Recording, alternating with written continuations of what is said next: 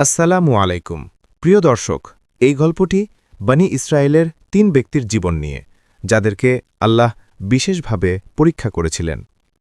একসময় বনি ইসরায়েলের মধ্যে ৩ জন ব্যক্তি ছিলেন যারা আল্লাহর করুণার মুখাপেক্ষী ছিলেন। তাদের প্রত্যেকেই কোনো না কোনো বড় শারীরিক বা আর্থিক সমস্যায় জর্জরিত ছিল। আল্লাহ সুবহানাহু ওয়া তাআলা তাদের অবস্থা পরিবর্তন করার সিদ্ধান্ত নিলেন এবং একই সাথে তাদের কৃতজ্ঞতা অর্থাৎ শুকরিয়া এবং ধৈর্য অর্থাৎ সবর পরীক্ষা করার ব্যবস্থা করলেন। ১ কুষ্ঠরোগী ব্যক্তি। প্রথম ব্যক্তি ছিলেন কুষ্ঠরোগী। তার পুরো শরীর ছিল সাদা, দেখতে অত্যন্ত কদাকার এবং মানুষ তাকে এড়িয়ে চলত। তিনি সবসময় সমাজের চোখে নিগৃহীত হতেন এবং মনের কষ্টের পাশাপাশি তার কোনো অর্থ সম্পদও ছিল না।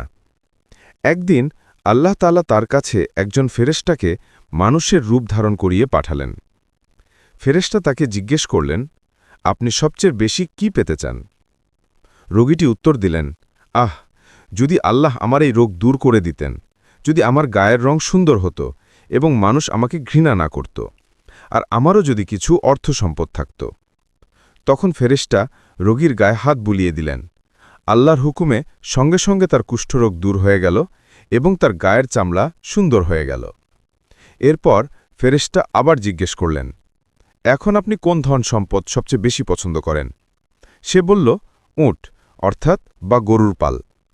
ফেরেশতা তাকে একটি 10 মাসের গর্ভবতী সাদা উটনি দিয়ে বললেন, আল্লাহ আপনাকে এতে বরকত দান করুন। ২ টাকমাথা ব্যক্তি। দ্বিতীয় ব্যক্তি ছিলেন টাকমাথা। তার মাথায় একটি চুলও ছিল না।